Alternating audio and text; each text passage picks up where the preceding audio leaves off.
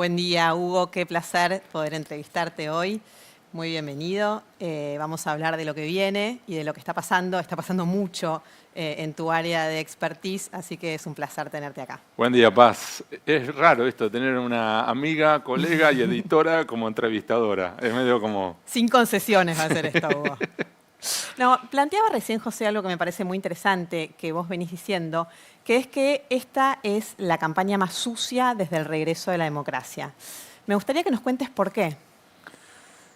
Pues haciendo un relevamiento de lo que ha pasado en los distintos ciclos presidenciales, la sensación que da es que en esta campaña se han combinado cámaras ocultas, filtraciones de audios, mensajes desagradables por WhatsApp, por Telegram, acusaciones, que van mucho más allá de lo que habíamos visto en las anteriores campañas. Esta es la 10ª campaña presidencial desde el retorno a la democracia y esta ha llegado a niveles que hasta ahora no habíamos tenido. Quizá sea porque en esta contienda es la primera y hasta ahora única en la cual tenemos 3 candidatos que pueden ganar y 3 candidatos que vienen muy parejitos. Y después por ahí vamos a hablar sobre eso, ¿no? Y que entonces, en ese contexto, cada voto te puede definir la carrera. Y entonces lo que vemos son algunas jugadas que hasta ahora nunca habíamos visto. ¿Por qué? Porque es cierto que otros años, otras elecciones también ha habido apariciones de último momento, sospechosas, cuyo origen no se conocía. ¿Qué es lo que vos le ves de especialmente sucio esta vez? Pues, a ver, en ciclos anteriores han habido operetas, o si querés definirlo así, carpetazos. Entonces, podemos recordar, ¿te acordás en su momento Enrique Olivera acusándolo que tenían 2 cuentas bancarias en Suiza? O lo de Francisco de Narváez tratando de pegotearlo con narcotraficantes, y podemos seguir haciendo en cada campaña un episodio, 2 episodios, que si quiere también en Estados Unidos existe lo que allá ya es conocido como la sorpresa de octubre. Es decir, en la recta final a las urnas te tiran una que te tratan de pegar en los tobillos para desacomodarte. Pero lo que hemos visto en esta campaña, te doy un solo ejemplo. Nosotros acá en el diario hemos ido investigando durante meses y publicando durante las últimas semanas de una operación de inteligencia ilegal donde participaron distintos jugadores que no sabemos quiénes son, que se desplegaron en la Argentina durante 1 año y medio, diciendo que venían a ofrecer inversiones de distintos proyectos para seducir a candidatos y sus equipos de campaña, para después terminar hablando sobre eventuales aportes de campaña, para en la práctica hacerles cámaras ocultas y eventualmente filtrarlo durante la recta final a las urnas sobre cómo se hacen los aportes de campaña, eventuales delitos. Y tenemos, por ejemplo, una mujer, la misma mujer, que nosotros hemos ido cotejando con las distintas fuentes de los distintos equipos, que esa misma mujer dijo llamarse Marcia Grossmüller, Nina Blendor, Juliana Mansilla, Elena de Arriba, y ahora estamos reconstruyendo que al menos otros 2 nombres. Helen no sé cuánto, todavía no te quiero decir el apellido porque lo vamos a publicar, y Helen no sé qué otra cosa. Entonces, una misma mujer con al menos 5 o 6 identidades distintas, y estamos hablando de mucho dinero, porque estamos hablando de personas que vienen del exterior y te invitan a viajes al extranjero, que te ofrecen cenar desde el Mandarín Oriental en Nueva York hasta invitarte a un hotel enfrente del Hyde Park en Londres y que al mismo tiempo te piden primero un memo sobre tu especialidad y te pagan $5.000, $10.000, $15.000 por esa experticia. Hay que bajar ese billete, ¿eh? Estamos hablando de, en total, ¿cuánto pueden haber gastado en esta operación que lleva 1 año y medio? Este tipo de operación, de campaña sucia, nunca antes lo habíamos visto desde el retorno a la democracia. Pienso, también vos contaste este caso, ¿no? El caso de Insaurralde, por ejemplo. Martín Insaurralde, que cuando aparecen las imágenes de él en el yate, él dice esto es una operación para influir electoralmente.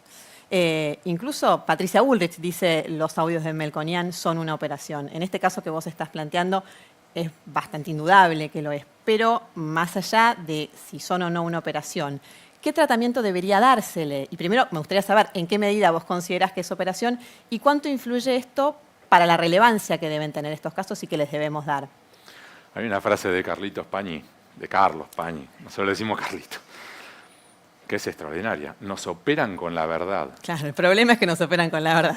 Ahora, al mismo tiempo, es cierto que es una operación, al mismo tiempo, es cierto que es verdad, pero es una operación. ¿Y cómo lo medimos?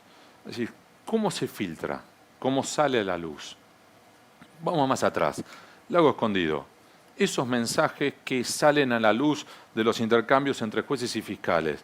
Eso era un chat privado que por supuesto que exponen por lo menos algunas situaciones y algunos comentarios y eventuales acciones que son por lo menos reprochables, por lo menos.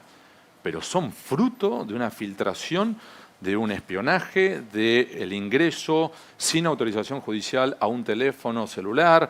Entonces se empieza a incomodar. Lo mismo con esto. Por ejemplo, hay cámaras ocultas. Y vos decís, hay cámaras ocultas que pueden exponer un mal hacer. Sí, sí, pero son cámaras ocultas que no están autorizadas por un juez competente. Y lo mismo con lo de Insaurralde. Vos exponías que, por un lado, el viaje existió. Y Insaurralde viajó con esta señorita, estuvo arriba de un bote, que además es increíble. Se llama Bandido. Sí. Es increíble. Un bote es una forma... Es increíble. Ahora, al mismo tiempo... Bueno, y él lo asume, ¿no? Y él lo asume y él asume que es real. Pero al mismo tiempo la filtración es en un momento específico, de un modo muy raro, donde además hay sospechas de una eventual extorsión. Entonces, un ida y vuelta. Te voy a dar un ejemplo puntual. Como principio general, nosotros en el Diario de la Nación no publicamos cámaras ocultas. Punto. Es más, cuando nos viene alguien eventualmente a plantearnos algo así, lo primero que preguntamos es lo contrario, es decir, ¿y quién trae esto? ¿Y quién lo ofrece? ¿Y quién lo financia? Y esto es un punto que invito a quienes nos están viendo ahora a que se lo planteen. Cuando estamos ante una filtración, lo primero que hay que preguntarse es, ¿y quién está atrás? ¿Y quién lo impulsa? O más importante todavía, ¿a quién beneficia? Entonces, esta operación de inteligencia ilegal, y vemos quiénes son las posibles víctimas. Y uno dice, ¿y quién no está entre las víctimas? ¿Quién puede salir beneficiado? O si quiere también, lo de Melconian. ¿Es reprochable lo que surge de esos audios? Sin duda. Ahora, al mismo tiempo, ¿de dónde salieron esos audios? ¿Quién tenía esos audios? ¿Quién se beneficia con esos audios? Esas son las distintas preguntas que hay que hacerse. Me gustaría ir un pasito más allá. Vos tenés muchísima experiencia en este tipo de revelaciones de alto impacto político. Pero ¿qué impacto tienen en el resultado electoral, a tu juicio, ¿no? De acuerdo con tu experiencia? ¿Cuánto influye que a una semana, 2 semanas aparezcan este tipo de hechos? Yo creo que tendrías que tener la biblioteca y la discusión académica más grande que esta pantalla. Te diría que la tendencia mayoritaria en la academia te dice que es en los márgenes. Traducido al español, el que ya está convencido seguirá convencido. Aunque le muestres el yate, el o champagne. los bolsos de la Rosadita, o José López depositando los bolsos y un fusil en un convento, o ese va a continuar convencido, y es más, te va a decir, acá lo que quieren es perjudicar al mío porque hay una conspiración intergaláctica o lo que fuere. Pero en los márgenes sí te mueve el amperímetro. Bueno, esta es una elección que bien puede definirse. Por los márgenes. ¿Qué quiero decir con los márgenes?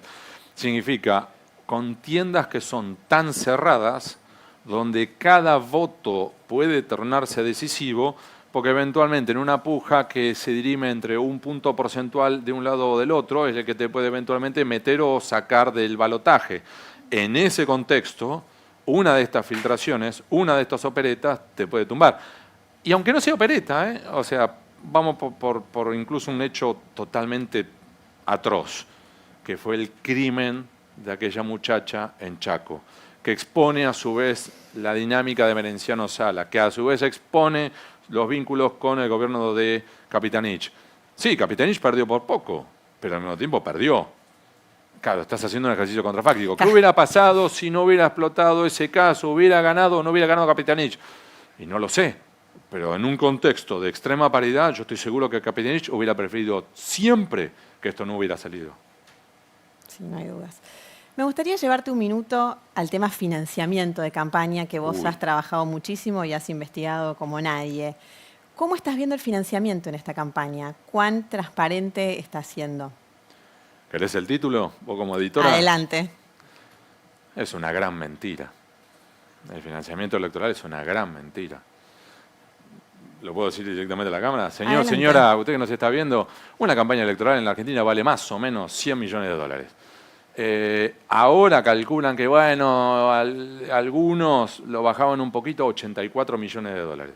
Vos querés ser candidato a intendente en la ciudad de La Plata, mi ciudad, y vos necesitas no menos de $1 millón. Entonces, después ves los aportes de campaña y me acuerdo que para las PASO te daba, poner como diferente, 1.500 millones de pesos. Es decir, 1.500 millones de pesos no llegás ni a la esquina. Por supuesto que después tenés distintos, digamos, nichos y trampitas, eventualmente decir, mirá, yo no voy a aportar tu campaña en dinero físico, Paz, pero yo soy dueño, por ejemplo, de una cadena de hoteles. Bueno, listo. Todo lugar donde yo tenga un hotel, todo tu equipo entra gratis, se hospeda gratis. Entonces, es una forma de aporte. Otro ejemplo básico. Bueno, pero perdón, Hugo, decime si estoy equivocada. Esos son aportes en especie que también deberían declararse, en teoría. Sí, bueno, ha visto que alguno declarara eso. De hecho, situaciones insólitas. Vos tenés que, por ejemplo, el equipo de Milei, y doy el ejemplo de Milei, podemos repetir esto con todos, ¿eh? O sea, no es que estoy centrándome solo en Milei, esto es algo sistémico.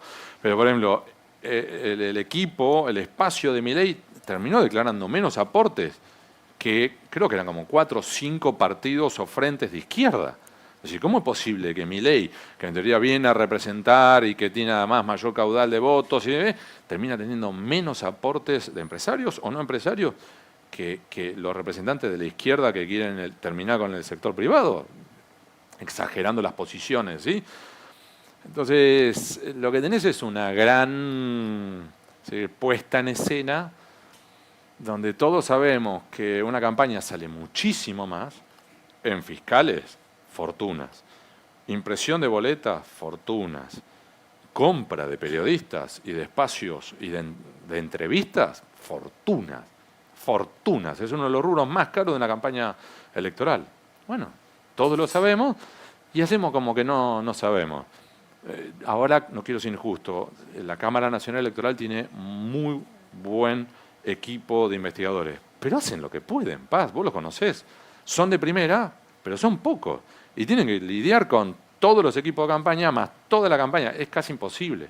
En un momento, ya ahora cambió, pero en un momento, ¿sabes cuántos inspectores tenían para controlar todos los gastos de campaña de todos los candidatos? Eran 7. Sí, 7 auditores para... 7 auditores para controlar todos los gastos de todos los candidatos. ¿Qué vas a hacer? ¿Es como mandarte a pelear a Vietnam con 2 palitos chinos? Parece haber un acuerdo tácito o no tan tácito en la política de decir, ¿sabes qué? Hacemos estas leyes, pues son los autores de las leyes que total después no las vamos a cumplir y no nos vamos a obligar a nosotros mismos a cumplir. Que lo mismo que pasa con otros organismos de control como la Oficina Anticorrupción, la Unidad Antilavado. ¿Te acordás que en un momento la Oficina Anticorrupción no tenía Wi-Fi y se tenía que conectar al Wi-Fi del bar que estaba en la planta baja? O sea que el día del gastronómico cerraban el bar, cerraban el Wi-Fi, la Oficina Anticorrupción no tenía Wi-Fi. Eso cambió, aclaro. Pero es un ejemplo patético de las reales circunstancias en las cuales están los organismos de control. Claro, lo que pasa es que esto que vos estás planteando favorece al que tiene el a control, ¿no? No, y además favorece al gobierno de turno, en principio, podemos suponer que tiene otro margen de caja, ¿o no? Exactamente, que además tiene el juego de decir, bueno, te puedo adelantar las elecciones, que puedo jugarte con la publicidad oficial, que puedo hacer anuncios, en teoría, anuncios oficiales, que de anuncios oficiales no tienen nada, son anuncios proselitistas, como lo que vimos ahora con Sergio Massa en el Ministerio de Economía, invitando a todos a que eventualmente renunciaran voluntariamente a los subsidios en el transporte, porque eso es el verdadero valor que van a tener que pagar si gana Milei o gana Patricia Bullrich. Eso es un acto de campaña, no es un anuncio oficial. Eso es lo que llaman los politólogos la cancha inclinada, es decir, el que está en una cancha de fútbol, el que está en el oficialismo, te ponen así la cancha y todas las pelotitas van en el arco contrario.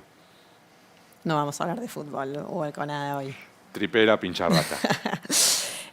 Vos hiciste un trabajo de investigación muy interesante y además muy premiado en Rosario, junto con Germán de los Santos, sobre sobre el narcotráfico, la penetración del narcotráfico.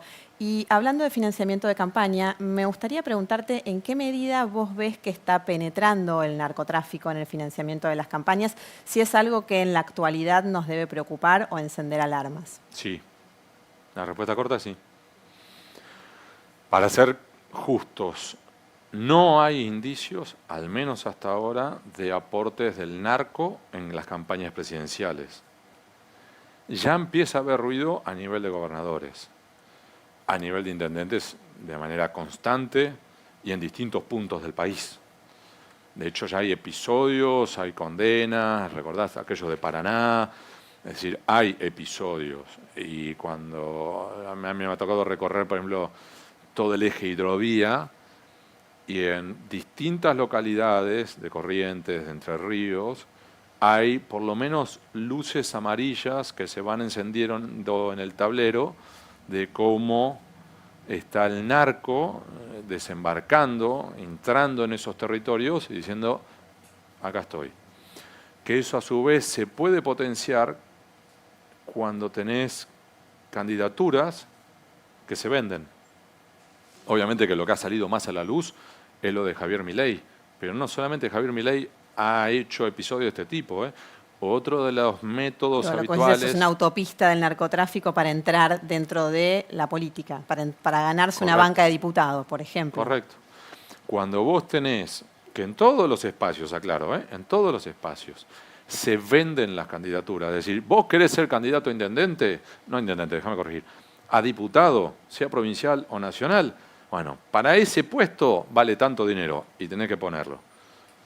Y esto ha pasado. Y recuerdo hasta incluso un episodio en los tiempos de Carlos Menem, años 90 ya existió esto. Y claro, una diferencia es que ahora el que puede venirte con el dinero es un grupo narco y te dice, ok, ¿cuánto vale toda tu lista a concejales? ¿X cantidad de dinero? Yo pongo los candidatos. Ese es un riesgo latente, peligrosísimo, que tenemos hoy abierto en la Argentina. ¿Y cómo ves a las estructuras de control del Estado para evitar este avance? Depende. Tenés investigadores muy valiosos, de primera, tanto en Policía Federal, en algunas policías provinciales, en Gendarmería, en Prefectura. Tenés gente muy capaz en distintos organismos de control, así como antes planteaba lo de Oficina Anticorrupción o la Unidad Antilavado o la Procelac. Tenés gente también muy valiosa en cada uno de esos organismos. Lo mismo que en ministerios públicos, tanto nacional, sea nacional o federal, como en ministerios públicos provinciales. Gente de primera, y vos y yo los conocemos. Gente que, por ejemplo, en Rosario, yo conozco un fiscal que tiene la casa, el jardín, el quincho. Y como no confía ni siquiera en los que custodian su casa, movió a su familia al quincho por si pasan por el frente de la casa y le pegan una balacera. Esto pasa ahora, ¿no? Sí, está pasando ahora. Esos fiscales es para sacarse el sombrero. Jueces, lo mismo. Ahora, claro, así como tenés eso, tenés por un lado los otros, los piratas, y tenemos casos como te habrás Reynoso en Salta, que jugó para los narcos. Está ahora bajo investigación Bento, en Mendoza. Es decir, hay múltiples episodios que por lo menos o ya están probados o están bajo investigación ahora, que son otra vez luces amarillas en un tablero inquietante. Hugo, me gustaría hacerte una última pregunta. Uy. No es ¿Cuánto grave. tiempo tenemos? Un minuto. Conocimos la justicia durante el kirchnerismo, frente de todos en sus versiones. Conocimos la justicia durante el gobierno de Juntos por el Cambio. Ahora podríamos conocer una nueva forma de justicia, que es la justicia en los tiempos de Milei, en el hipotético caso de que Milei fuera el próximo presidente. ¿Cómo imaginás esa justicia a la que hasta ahora no hemos visto? ¿Conoces a Gretchen Helmke? A ver, es una investigadora que, voy a resumir una tesis doctoral, ella dice que los jueces y fiscales tienden, no todos, a ser procíclicos. Yo la sensación que me da, Paz, es afrontaremos un primer periodo transicional, eventualmente si ganara Milei, de todos mirando y decir, ¿y para dónde vamos? Y en ese contexto yo creo que van a estar rápidamente mirando quién va a ser designado en el Ministerio de Justicia, quién va a ser designado en la AFI, eso es clave, y quiénes van a ser los primeros operadores. Te diría que ya además incluso los primeros nombres que salieron alrededor de Milei, vinculado al mundo judicial, es un término creo que ya lo usé demasiadas veces en esta charla, por lo menos son inquietantes. Muchísimas gracias, Hugo. Bueno, Un placer. seguimos en minutos nada más en La Nueva Argentina.